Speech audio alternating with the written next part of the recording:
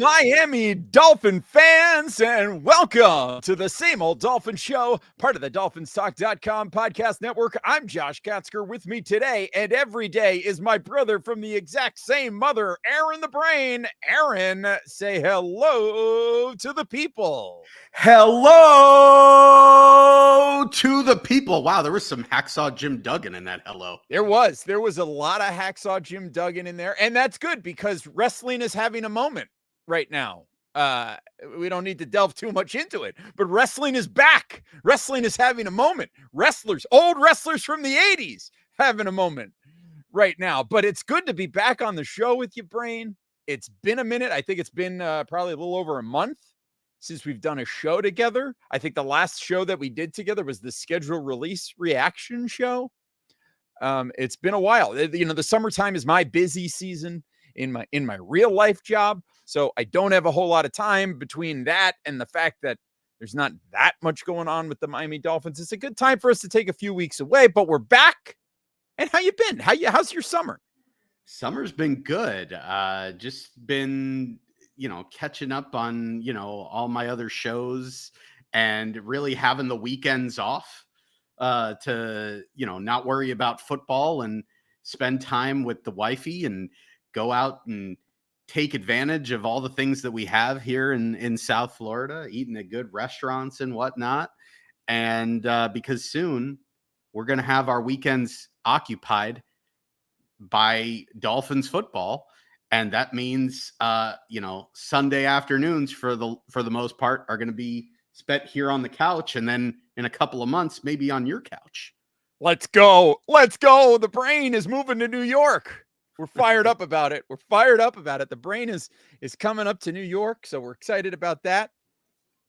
And I also want to take this opportunity right off the top here to let you know that if you were a fan of the DolphinsTalk.com podcast network, and shout out to everybody, first off, watching us on the I'm a Miami Dolphin fan Facebook page. What's up to you? Shout out to everybody watching on the Dolphins Talk YouTube channel. Go ahead and smash that like button, if you will, real quick. Smash that like button, subscribe to the channel. Lots of good stuff coming your way, including if you enjoy hearing from Aaron and I, if you enjoy hearing from Mike at Dolphins Talk, very soon you're going to have a chance to hear a lot more from us. That's all I'm going to say about that for now.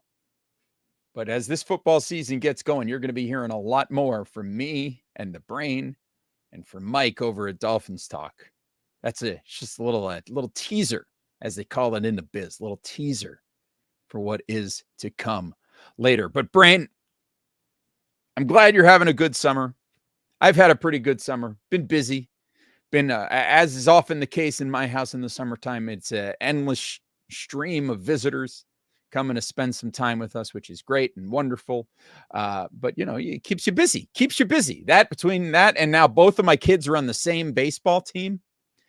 And I thought it was going to be a lot easier. I thought it'd be like, oh, you just bring the kids to the baseball game and you sit and you chill. No, not when one of them is 4 years old. It's not how it works. Basically on the baseball team now, but that's okay. I'm having fun. Everybody's having fun playing baseball, and it's been a good summer. But Brain, one of the signs that summer is reaching its conclusion is when training camps begin for teams in the National Football League. And for your Miami Dolphins, training camp begins next week. Wow. And with it comes, generally speaking, a buzz of positivity, a buzz of excitement. People are ready for football season. It's been a long time. I always feel like training camp comes around at a pretty good time for general sports fans, because unless you're a big baseball fan, it's typically a slow time, right? Soccer just finished with the Euros and Copa America. Basketball is wrapped up. Hockey is backed up. By the way, how about those Florida Panthers? Vamos Gatos, Stanley Cup champions. Pretty impressive over there. So all of that is in the rear view. It's just baseball going on. Although this summer we got the Olympics coming up, which is exciting. We're big fans of the Olympics in this house. But regardless, football and training camp it's like you just had sports world got its little lull where football was hanging out in the background and not doing a whole lot, not making a big commotion, not making a lot of noise. But with the start of training camp, football, the big bully walks back into the room and says, I'm back. It's time to pay attention to me. And so we're going to pay attention to the Miami Dolphins. And Brain, we're going to start this off because we're going to do our little training camp preview here, set the table for training camp, if you will. But before we do that, I just want to know, how are you feeling about the Miami Dolphins right now? In fact, what I really want to know, Bryn, is I want to know, how's your pulse? Let me check your pulse if you're not fired up.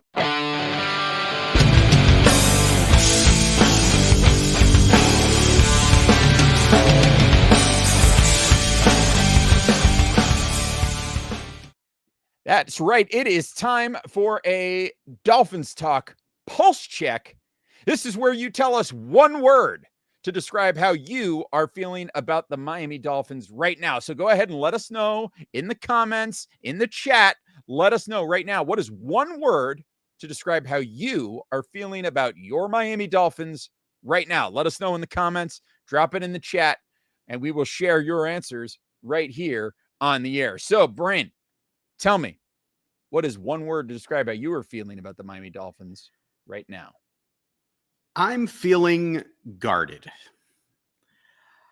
I feel like Chris Greer and Mike McDaniel have done enough this offseason to generate a lot of excitement. I think that there is a pathway for this team being even better than they were last year, getting over the hump and winning a playoff game. Adding Odell Beckham Jr., adding Jonnu Smith, adding Jalen Wright in the draft, having more depth at the skill positions, and having another year in Mike McDaniel's offense are all reasons to feel excited about how this offense could take the next step in the evolution from, what this team was a few years ago when Brian Flores was here, to what they were in the first year of Mike McDaniel, to what they were last year, which was a legitimate juggernaut at times. But the struggles are noted. The failures against the better teams in the league, the issues coming down the stretch, and the inability ultimately to put it together when it mattered most, regardless of what those reasons were. I think the Dolphins have done enough defensively in the offseason to make up for, not entirely, but to, they lost Christian Wilkins. They bring in Calais Campbell. It's certainly a downgrade, but at like 5% of the cost. And then they went out and they bolstered their linebacker group. They went out and they got rid of Xavier Howard and they got in Kendall Fuller. And some might say it's a lateral move. Some might say it's a marginal improvement. But at the end of the day, again, bringing in a cheaper player who at the very least is a lateral move is a win. You've bolstered your safety group with guys like Jordan Poyer and Marcus May. And you've, added some pieces in the draft as well. So I feel like, and you've also added a lot of numbers at some positions. So I feel like they've done some things to make this a deeper roster in some areas. And they've done some things to sort of mitigate other areas where they might still be lacking. And they think they've done enough there to genuinely feel like, hey, this might actually be a better roster than it was last year. But they've also not done some things in enough areas that give me concern. That they're still going to have a lot of the same issues, and that this team might ultimately look very similar to the team that it's been last year and the year prior.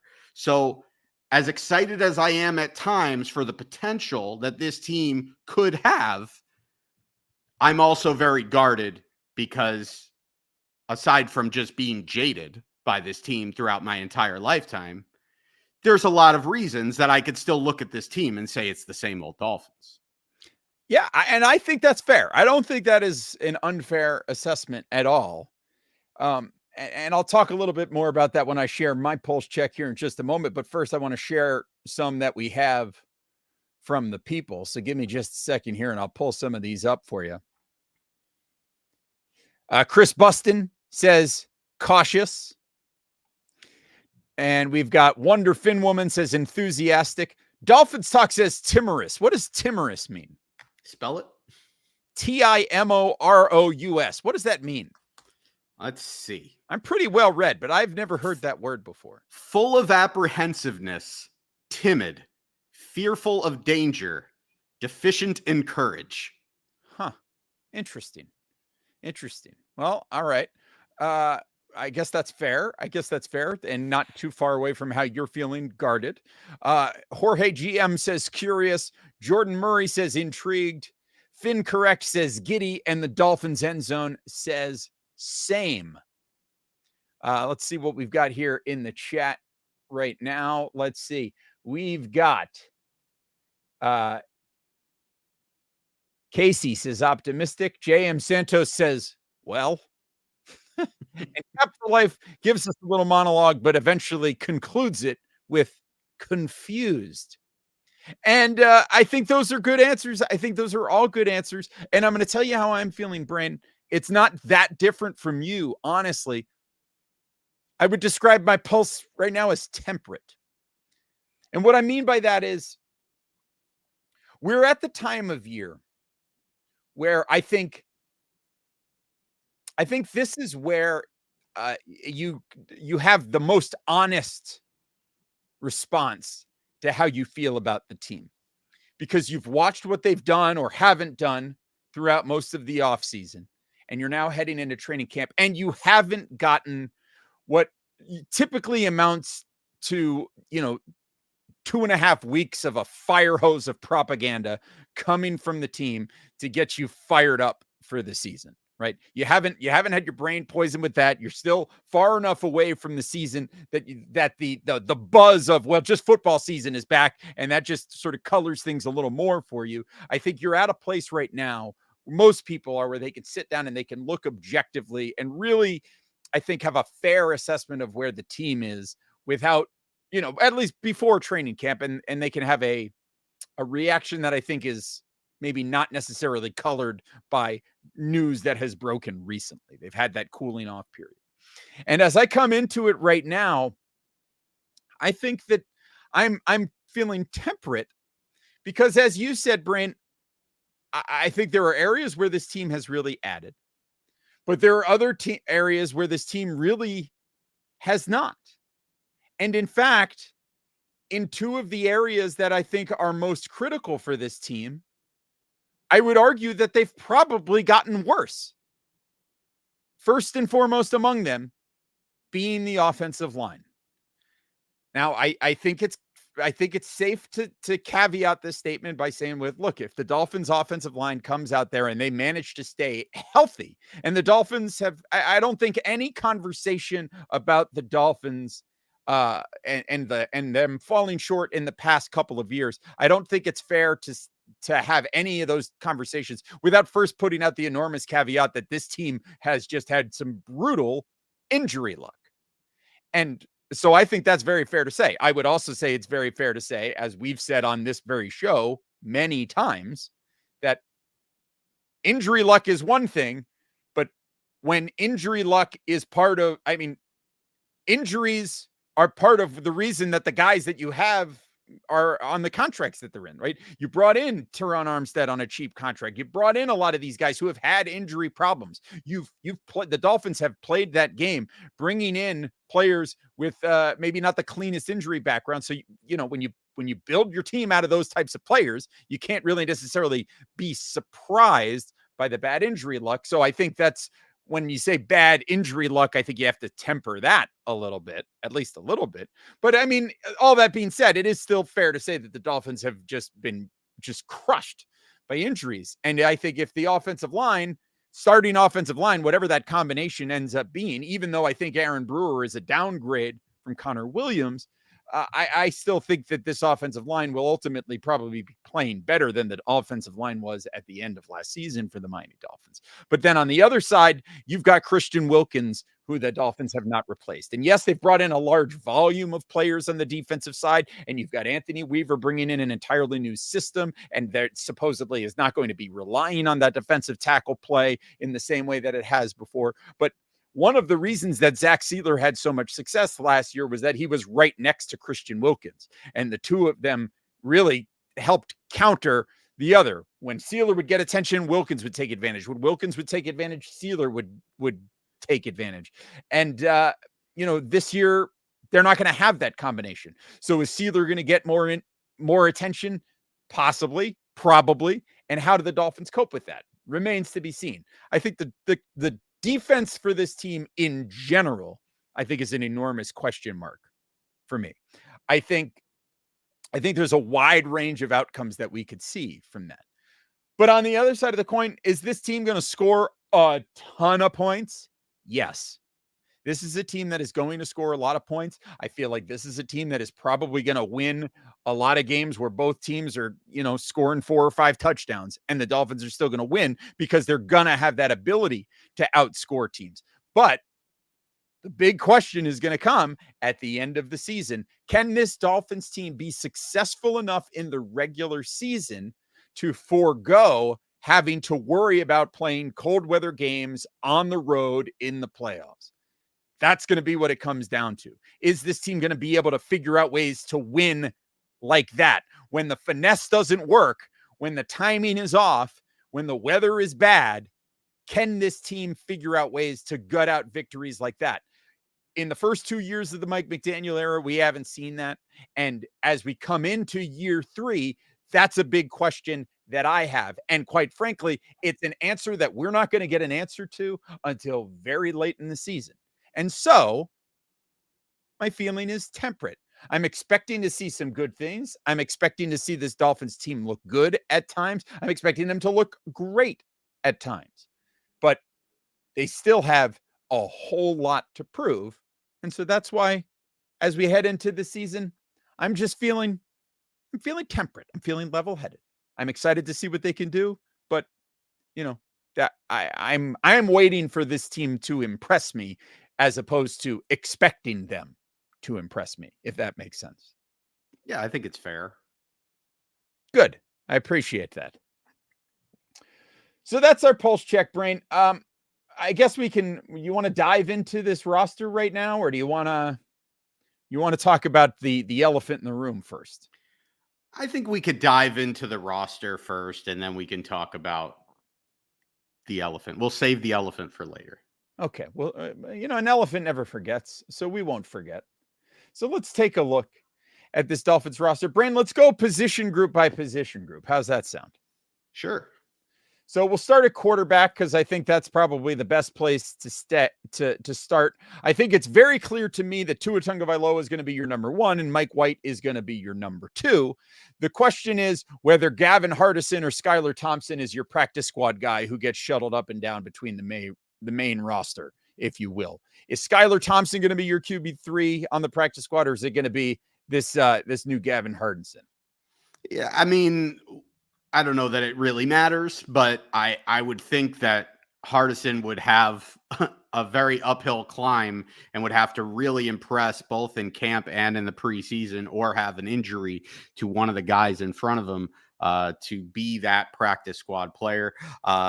We should mention, obviously the rule change that you can basically, have a third quarterback that you can put on the practice squad now, that you can elevate on game day. And so by having that in your disposal, you don't need to have, I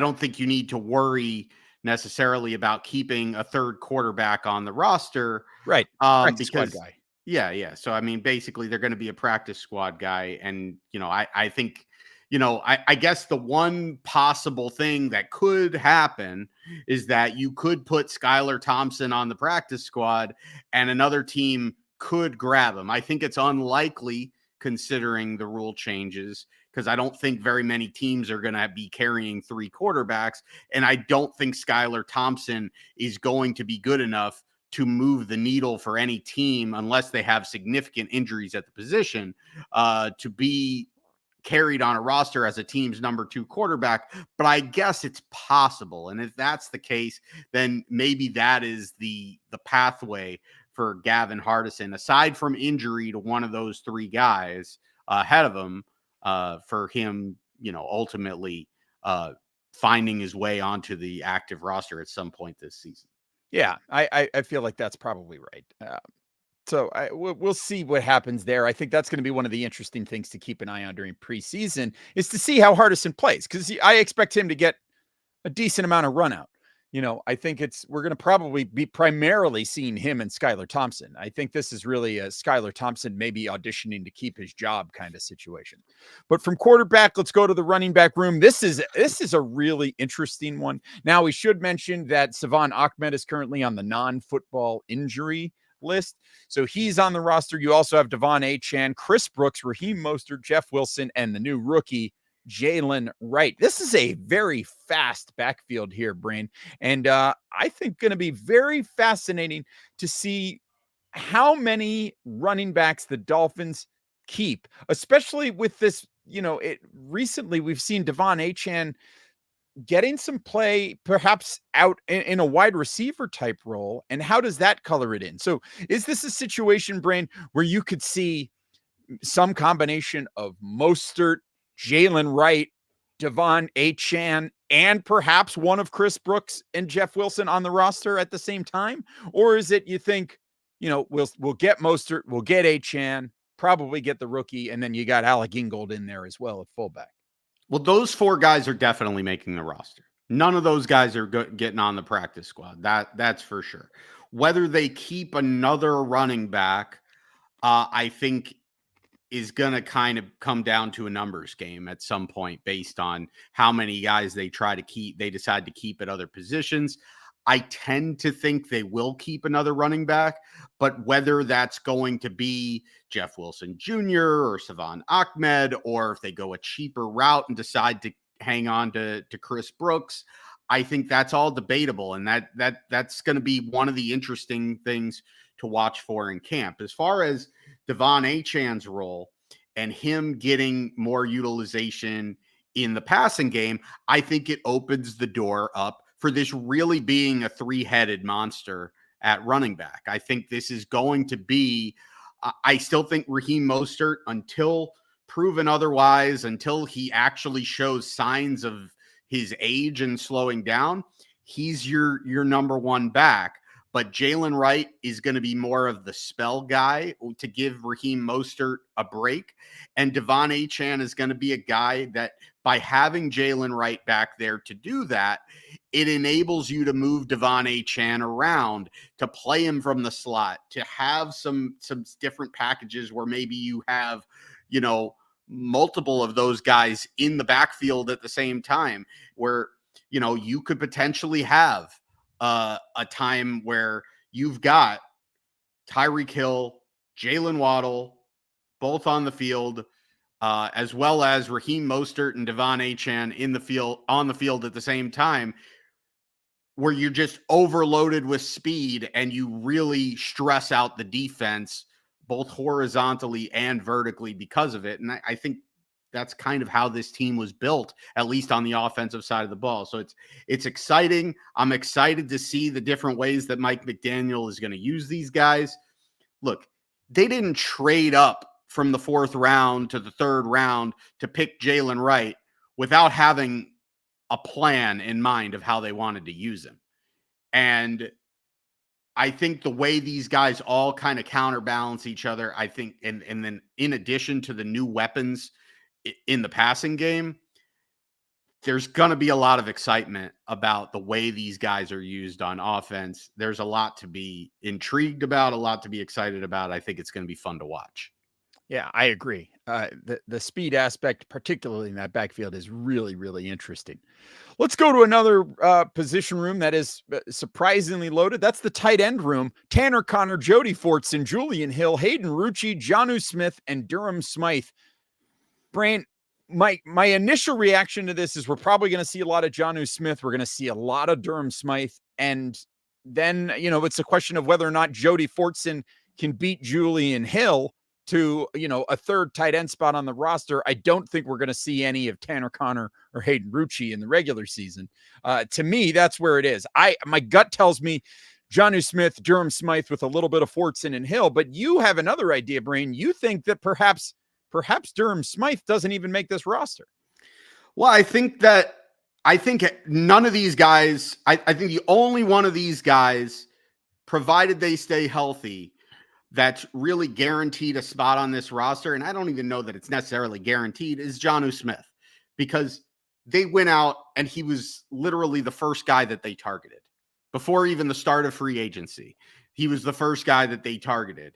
And he adds an element at tight end that the Dolphins have not had since Mike Gesicki. And, he's a different type of receiver than Mike Gesicki, but certainly a different element that this team did not have last year, which is a tight end that can get open and can make some things happen in space. Durham Smythe is probably your best, most consistent blocking tight end. And he does a lot of everything at like a baseline level of adequate. But there's really no upside there. And so Julian Hill, who was their project last year, did some good things in the running game as a blocker. If Julian Hill can progress and do and show a more ability to do that this year as a blocker, I think he's more athletic in the passing game than Durham Smythe. And then you've got Jody Fortson, who is a guy who has a lot of ability, hasn't been able to really stay healthy enough to show that ability. And so he's kind of a wild card. But if Julian Hill takes a step and Jody Fortson is healthy and is that guy, I think there's a very decent possibility that Durham Smythe becomes a cap casualty, because you can save money by cutting Durham Smythe.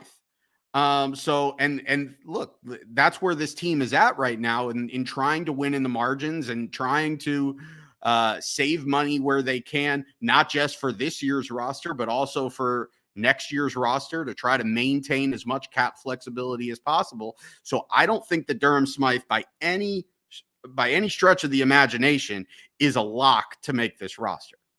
It's an interesting take. It's an interesting take. He is probably your proven blocker out there, but like you said, they're in a position where it could be easy enough to move away. So it's something to keep an eye on as we proceed through camp. And we proceed from tight end, Brain, to perhaps the fastest wide receiver room in the entire NFL. Although my understanding is that using the word room to describe a player group is getting a little played out.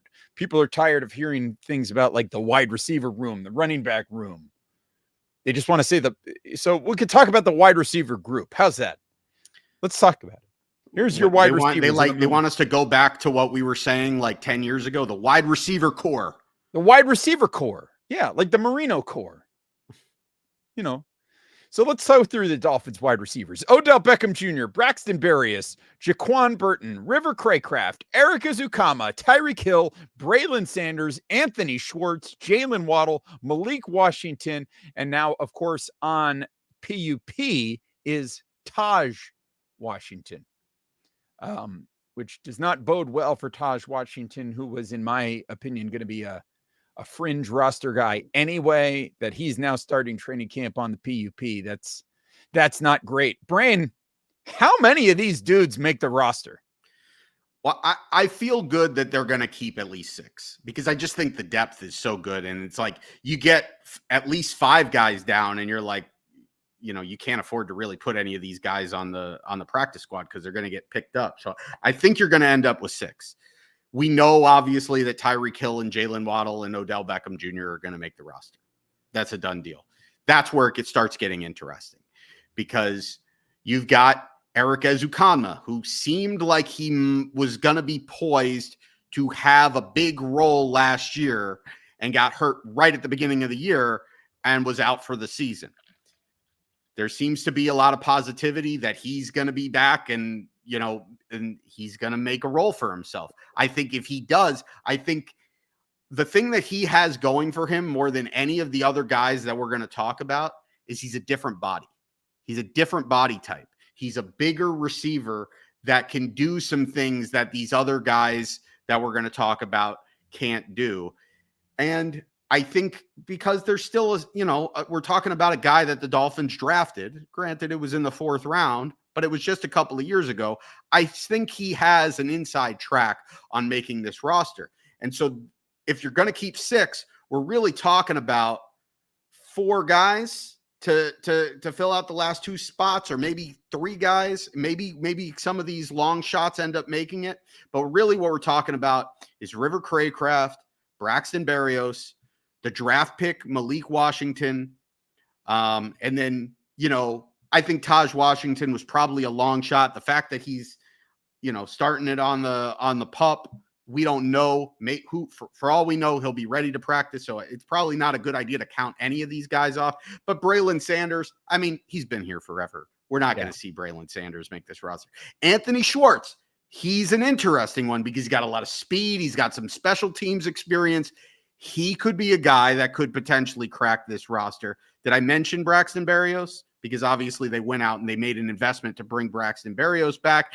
Him for his special teams. You don't need to bring him back necessarily this year to be your number 3 receiver. Certainly not going to be your number 3 receiver now that you got OBJ on the team. So having a guy like him who stabilizes, who you feel at the very least, this guy can be a return man, and you feel comfortable with it. Those guys are probably all vying for 2 roster spots. It's interesting. My hot take about Braxton Berrios, I was wearing a Dolphins hat at work today, and one of my interns looked at me and said, "So you're like a real Miami Dolphin fan, right?" And I said, "Well, yes," as opposed to a fake Miami Dolphin fan. I said, "Yes." And so she's like, "So you know who Braxton Berrios is, right?" Oh, God. Because she was coming from the influencer side of things. Yeah. And I said, "Yeah, my hot take is that Braxton Berrios doesn't make the Dolphins roster this year." So who do you think makes the roster? Let's give our. Well, I don't know. It's early. We can change our mind. But on July 19th, you're assuming they're gonna keep 6 guys. I mean, you're gonna have Beckham. You're gonna have Hill. You're gonna have Waddle. You're gonna have Eric Ezukanma, right? So that's 4, right? Yeah. Okay. I think Malik Washington is on this roster. I agree. Okay. That's 5. And then it's between Braxton Berrios and River Craycraft. In my mind, at least the way that I think about it, it's between Braxton Berrios and River Craycraft. And while I mean, Craycraft, suffered at the end of the season with his inability to get open, and he was one of the guys that they were really trying to upgrade from.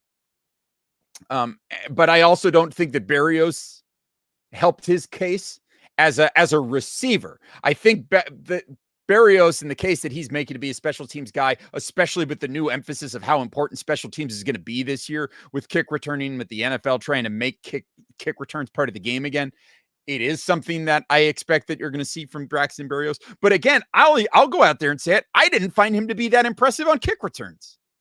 I didn't think he was anything special to me. So I think the door is open for one of these other guys in the Dolphins receiver the receiver core, to make a case to beat Braxton Berrios to that special teams role, returning kicks for the Miami Dolphins. Maybe that's an Anthony Schwartz thing. I don't know. Maybe it's a Malik Washington thing. I don't know. But I think there's room for somebody to muscle out a guy like Braxton Berrios to get him off of the roster. Yeah. So I think there's room. I think his spot is not guaranteed, but I think there's enough of an investment there in that They brought him back at 1.4 million. They gave him 750,000 guaranteed. I think there's enough there that somebody would really have to beat him out. I don't think this is a situation where you're just going to move on from Braxton Berrios if the numbers are close and it saves you, $100,000. I think he legitimately, somebody has to beat him out. I could see River Craycraft beating him out, but at the same time, I think you get down to where we're talking about wide receiver number 6 on the roster. And it's like, you're talking about a roster that's going to be using Jonnu Smith as a tight end receiver. We're talking about Devon Achane being used more as a receiver. And you're talking about your wide receiver 6. I think at that point, it's more about what value do you have on special teams more so than what value you have on the receiving core. And that's where I think he does have a leg up over River Craycraft. But you're right. Maybe Anthony Schwartz comes out and just absolutely impresses in camp and in the preseason and makes some splash plays where it kind of opens our eyes a little bit. If I was betting right now, I'd say Braxton Berrios probably ends up making the roster as the number 6 guy. I think there's a possibility, there's an outside chance that because the room is so deep that they keep 7 receivers. But I think at the end of the day, it's going to be a numbers game because of the depth they have at other positions. That I think it's going to be 6, and I think Berrios is going to be your 6th guy. Yeah, I mean, I'm not saying it's likely, but my hot take was that there's a chance. Well, and then here's the other thing, because Hooked Up Joe, I appreciate this comment. Cray Cray isn't going anywhere. Love the nickname, by the way. We should only call him Cray Cray from now. Yeah. Best blocker on the team, and they love blocking. If you don't block, you don't get the rock. I think this is a very good point.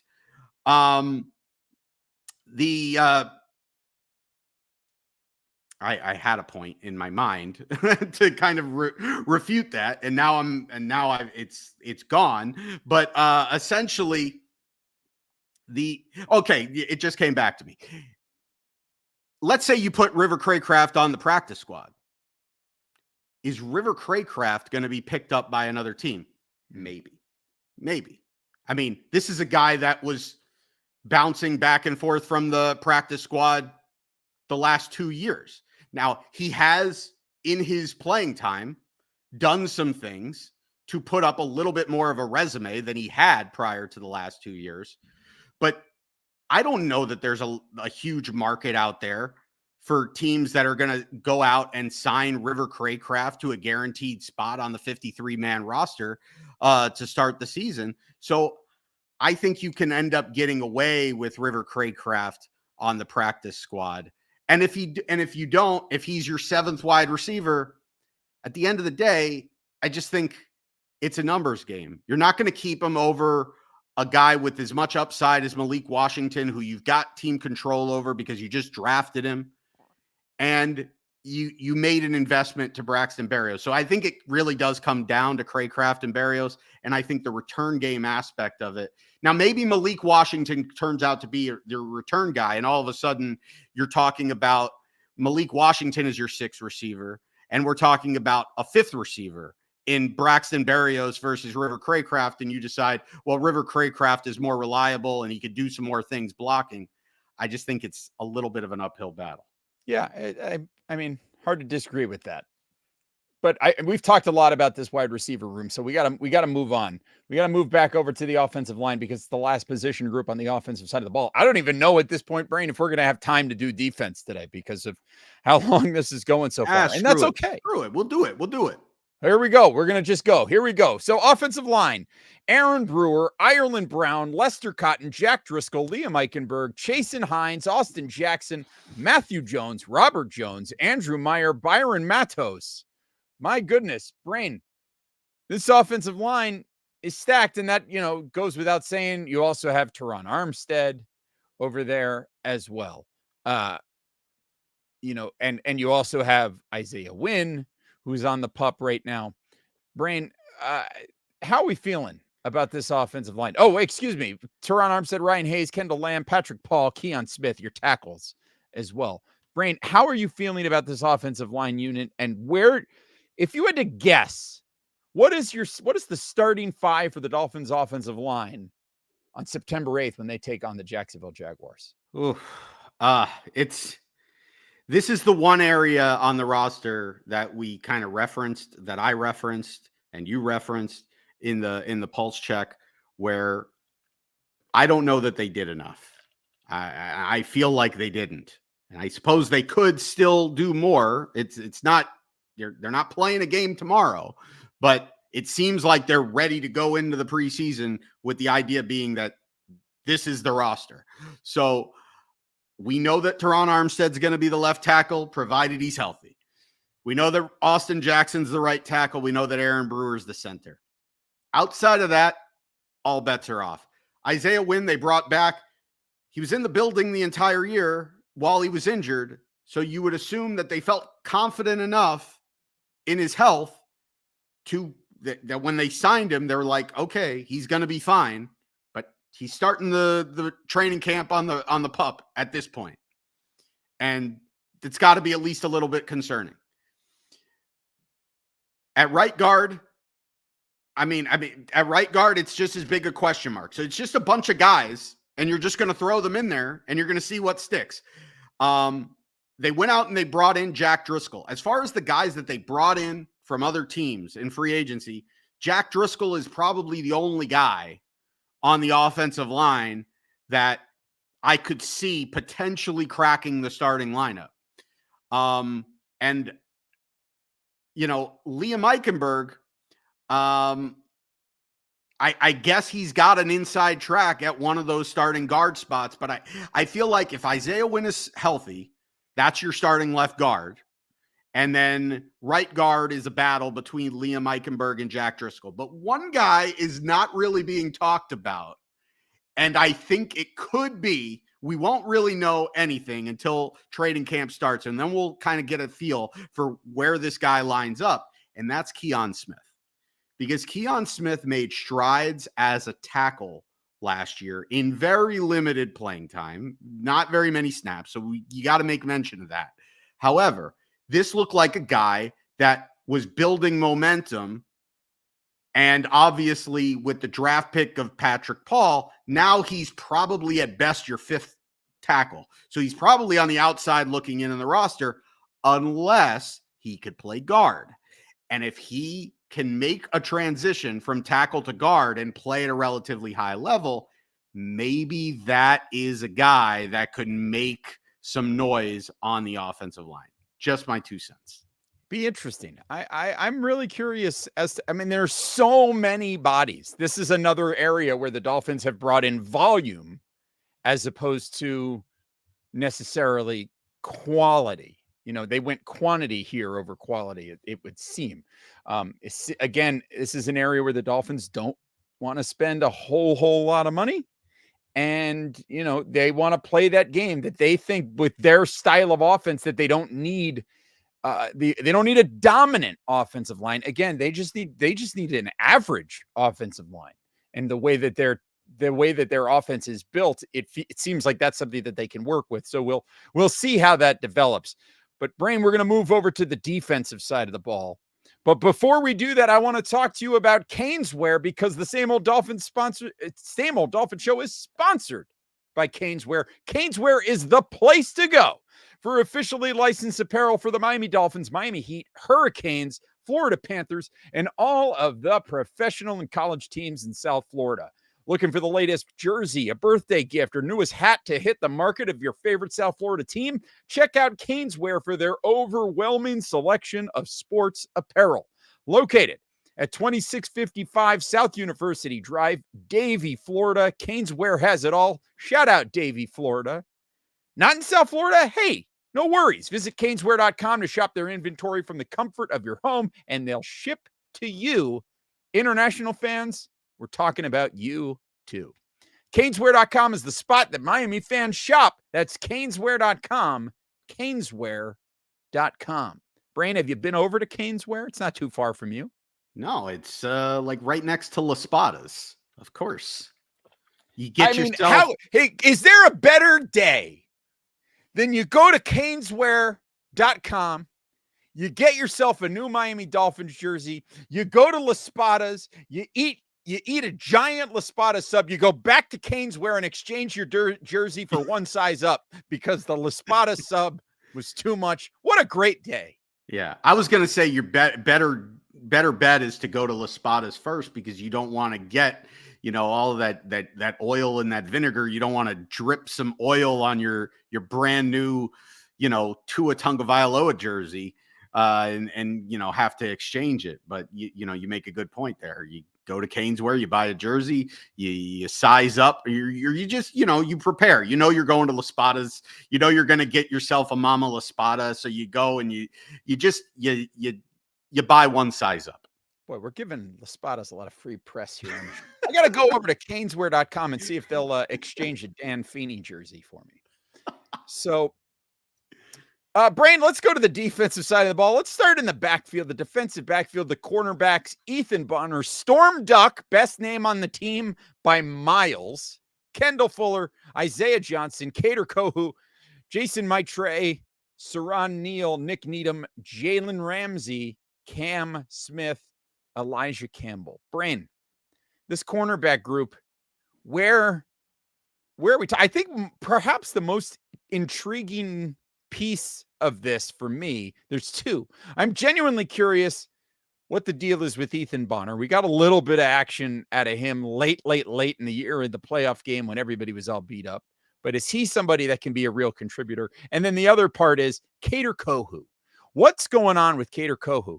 Was it just a deal where Vic Fangio's system didn't work for Kader Kohu and he just struggled with it? Or was there something else going on? Do we get a bounce back year from Kader Kohu, Brain? That we are starting the post Xavier Howard era here in Miami. How's it going to go in the cornerback core? Yeah, well, I think Kader Kohu, it's interesting because, in the Josh Boyer defense, where it was a lot of man coverage, he had a great rookie year as an undrafted free agent. And then they played a lot less man coverage, and he looked lost at times in zone. And so we don't really know necessarily what that's going to look like as far as how much man and how much zone this defense is going to play under Anthony Weaver. But what we do know is that he's got competition for that third corner spot. The top two corners, obviously you've got Jalen Ramsey on one side. They made a sizable investment to bring in Kendall Fuller, who's an established starting corner. You feel good about that. I like that they did that because by bringing in Kendall Fuller, you didn't put yourself into a situation where you were completely banking on either Kader Kohu's bounce back or Cam Smith having the breakthrough season. By doing that, now you have a battle for your number 3 cornerback between those two guys. And if Cam Smith can beat out Kader Kohu, then he beats out Kader Kohu. If he could beat out Kendall Fuller, hey, that's that much better, because that means you've got a baller there, and now you've got some really excellent depth at the top of your cornerback room, or your cornerback core, we should say. There it is. As far as Ethan Bonner, I think he's still kind of a long shot to make the roster, because I think there's a lot of depth here, and not just depth as far as cornerback play or safety play, or you want to call them defensive backs. I think there's been a concerted effort to filling out the depth of this roster with guys that are going to be special teams players. And that's why they went out and they signed Saran Neal, an established veteran player who's been a quality upper echelon special teams player. He's going to make this roster. Whether you call him a corner, whether you call him a safety, a defensive back, I don't know. Elijah Campbell, who probably now is on the roster bubble as well, he's a guy that has special teams experience. And so he potentially is in that conversation. I think once you get beyond those 4 guys, Fuller, Ramsey, Smith, and Kohu, I think you're really looking at, are these guys going to make hay on special teams? Because Nick Needham is also there. He could play corner. He could be your fifth corner. You went out and you made at least somewhat of an investment to bring him back. They've talked about cross-training him at corner and at safety. They've talked about moving Jalen Ramsey around. I think there's a lot of, that we don't know about Ethan Bonner, but it just doesn't seem like the ceiling is as high for Ethan Bonner as some of these other guys. And because of that, unless he really makes it happen on special teams, or again, if there's injuries, I think he's facing an uphill battle. And that's okay, because I think at this point, if you started the season with Ethan Bonner on the practice squad, I think this is a guy that you could stash on the practice squad. And if you needed to bring him up at any point in the course of the season, you could do so, because I don't think he's done enough to really pop to the point where teams are going to be itching to sign him off of your practice squad. Let's go to the safety position. Brain, Jordan Colbert, Javon Holland, Marcus May, Patrick McMorris, Jordan Poyer. How are we feeling about the safety group? Well, I think it's a deeper, better room or core. There you go. Than it was last year. We're going to beat that out of you, Brain. Yeah. I'm really what intrigues me the most about this position is not so much the players. It's how, and it's not so much the players that are safeties. Because you went out and you've got Javon Holland. He's still here. He's a stud. And you went out and you got Jordan Poyer to replace Deshaun Elliott, and you got Marcus May to replace Brandon Jones. I think those are wins across the board. And so I think it's a better group. But also, are you going to move Jalen Ramsey around? Is Jalen Ramsey going to get snaps at safety? Is Nick Needham going to get some snaps at safety? And so by doing that, again, guys that are on the roster bubble, like an Elijah Campbell or an Ethan Bonner or the rookie Patrick McMorris, I think if you're going to make the roster, you're going to need to be a dominant special teams player. But I think the group as a whole is better than it was last year. Yeah, I agree. That's an area where I think the team has really improved, and another area where I think you could probably argue that there is some improvement is the linebacker room as well. I mean, I'd say this is probably a smaller improvement in the linebacker room, but I think you could still, at the end of the day, say that there's some improvement there. The linebacker core: Shaquille Barrett, Quentin Bell, Jordan Brooks, Cam Brown, Mo Kamara, David Long Jr., Grayson Murray, Duke Riley, Chop Robinson, Channing Tindall, Ezekiel Vandenberg, giving Storm Duck a run for his money in the good names department, and Anthony Walker Jr. Brain, this linebacker group is pretty good, pretty solid. And I think really the big, X factor here is, what are you going to get from Mo Kamara and Chop Robinson? Well, I think we should handle them in a different group because they're edge rushers. Okay, we could. I mean, or we could mix in the edge rushers with them. But all right, well, however you want to do it. But I mean, Chop Robinson and Muhammad Kamara are going to be edge rushers, and I think a lot's going to be asked of them in training camp and in the preseason, and then we'll see what the health is of Jalen Phillips and Bradley Chubb come the start of the season. I would assume that you're going to see, a lot of those guys, particularly early in the season, especially if either Phillips or Chubb misses a lot of time. And then obviously you've got Shaq Barrett there as well. As far as the linebacker room, like the stack linebackers, where I think that the group is improved is I just think it's a deeper group. Whereas last year, you basically had David Long and Jerome Baker, and then it was Channing Tindall and Duke Riley. So if Long or Baker got injured, and then Baker did get injured, you were looking at a lot of snaps for Duke Riley, who predominantly is, in his best role, a special teams guy who maybe is playing 10 to 15 snaps on defense.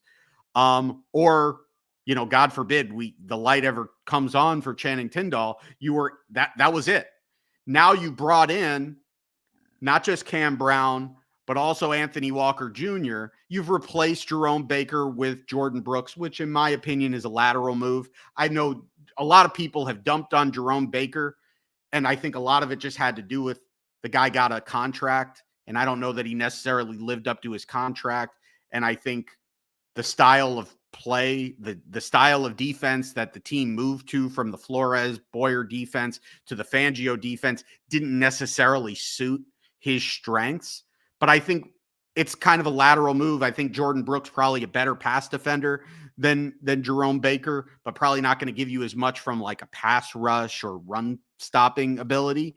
But I think it's sort of like a lateral move again. But again, by having Anthony Walker Jr., a guy who's got starting experience, who can come in sub packages, a la like what you had a couple of years ago with your Landon Roberts, and then having an extra guy in Cam Brown, now you've got depth here to where, again, do you end up with like a Cam Brown or a Duke Riley on special teams? Or does this afford you the ability to save a couple $1 million and move on from Duke Riley? Does Channing Tindall, does the light come on? And do you end up with an even deeper, more, higher ceiling room because of that? But I think you have more ways to have a successful group here than what you had last year, where you were literally a guy going down to having, all of a sudden a guy starting that has no business starting. I think it's just a deeper group. Yeah, I agree with that.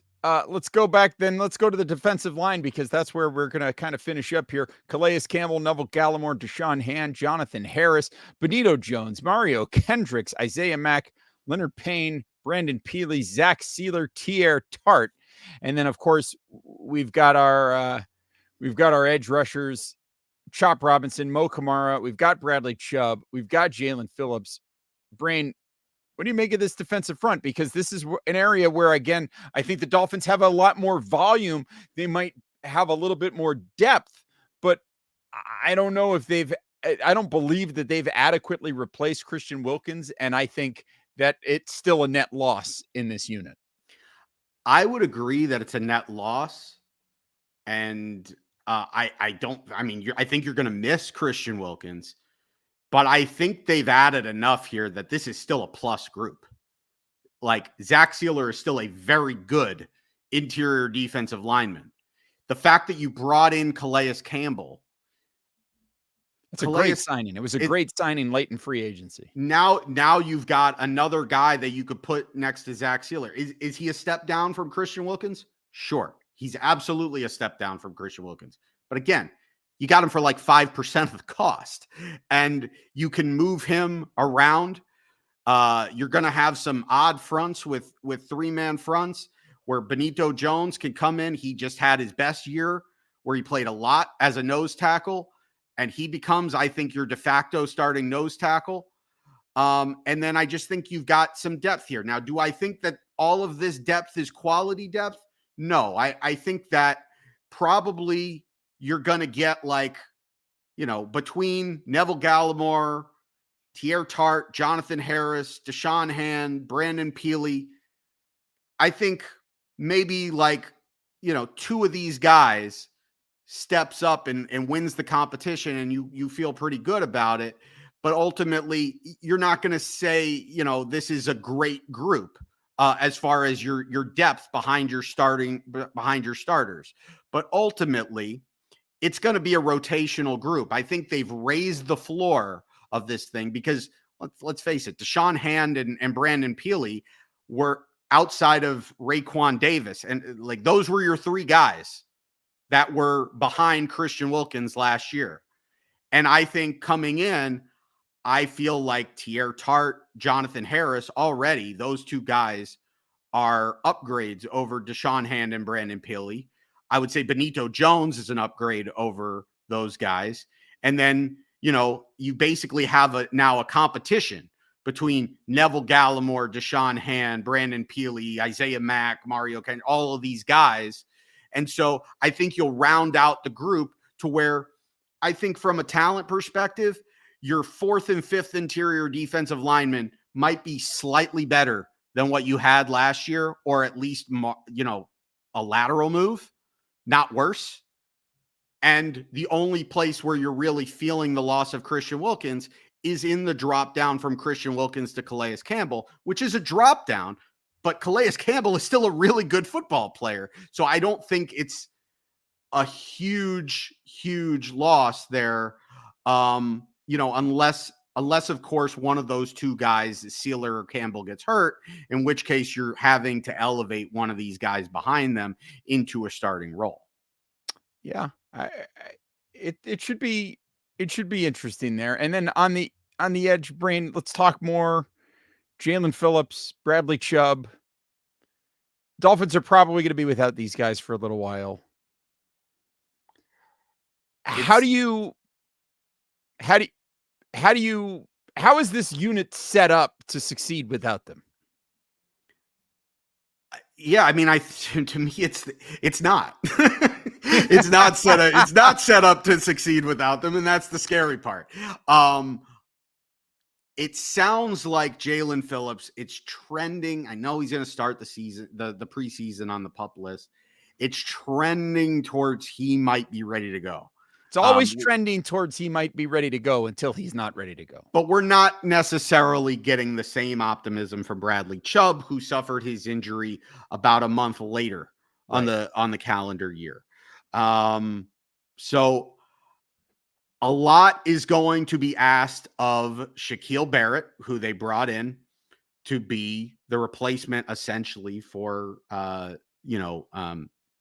Andrew Van Ginkel, or you could make the case more of like the Phillips Bradley Chubb role. And then, they drafted Chop Robinson to be an upgrade or replacement off of Andrew Van Ginkel. You're going to ask a lot of those two guys. And frankly, you're going to ask a lot of Muhammad Kamara to start the season. And you know what? I think you're going to see Calais Campbell play some edge. Play a little bit of that Bradley Chubb role. It's one of the reasons that I like that move so much, is because of his versatility, that especially if Bradley Chubb or Jalen Phillips misses time early in the season, having a guy like Calais Campbell who has the ability to play the edge, and not just play the edge, but play it at a quality starter level. I think it gives you a little bit of flexibility to where you can use Chop Robinson really where I think he's going to be at his best, at least to start his career, which says more of a sub-package linebacker, sort of in the Andrew Van Ginkel role. And frankly, he's a more athletic player. I think the upside of Chop Robinson is a lot. I know we all loved Andrew Van Ginkel, and we were all kind of sad to see him go, especially, considering the injuries to Phillips and Chubb. But if you get Phillips and Chubb back and Chop Robinson is essentially your third edge rusher, you're going to like the way that looks. You're going to like having Chop Robinson. You're going to like the way that looks. I guarantee it. There it is. So I think that to answer your question again, how is this group set up to succeed without Jalen Phillips and Bradley Chubb? It's not. But at some point, you expect to get those guys back. And when you get those guys back, this room is set up to be one of the best rooms or groups or cores. There it is. In the league. Great. And we're not going to touch on special teams because, those guys are who those guys are and they're going to be there. So we don't need to talk about all of that. So listen, Brent, we've gone through the whole roster there. We've got it all set up for training camp. We didn't talk about the Tua contract situation. We didn't talk about the Tyreek contract situation. I think we'll leave that be for now because we've gone a little long, but we've got that on the radar. I think it's something that it's a couple things that everybody that is a Dolphin fan has their eye on. Everybody wants to know, is this deal going to get done before camp with Tua? It seems unlikely at this point that it will be done before camp, but will it be? Then it shifts to, will it be done before preseason? And then it shifts to, will it be done before the season starts? And then we'll go from there. But I think what we will have some more information on by the next time we record is how Tua and Tyreek are handling the fact that those deals are not done. Are we looking at a hold-in situation and what is the deal there? We'll get that information next week as camp gets going. But all of this to say, Brain, football is back with us, buddy. And it's time. It's time to start getting your engines revved up for this 2024 Miami Dolphins season because it is coming thick and fast. And we're going to have you covered here at dolphinstalk.com. Brain, what is this face you're making? You're making a very excited face over there. Oh, you just dropped like was that a RuPaul entrance reference? Start your engines. I did. It wasn't intended to be, but if it Miami was, then Dolphins, start your engines. One of the things that you're going to be able to look forward to soon is maybe Aaron the Brain doing a drag race podcast or Recap something like show. that. Yeah. We'll see what happens. But anyway, make sure you're following us on Twitter. I'm at Amplified to Rock. He's at Aaron the Brain. The show is at Same Old Dolphins. And thank you as always for following along. Make sure you're visiting dolphinstalk.com each and every day. It's your one-stop shop for all things Miami Dolphins. We are back. We're going to be coming at you regularly now. Next week is a little bit ridiculous for my work schedule, but we're going to try our best to figure out a time, maybe Thursday or Friday, to do a show next week. So keep your eyes peeled, but we're going to have you covered here at dolphinstalk.com either way. So make sure you stay tuned. Make sure you're following along. Make sure you're smashing the like button. Thank you as always for listening. Take care of yourselves and each other. And as always, go Dolphins! Team Angeria, baby.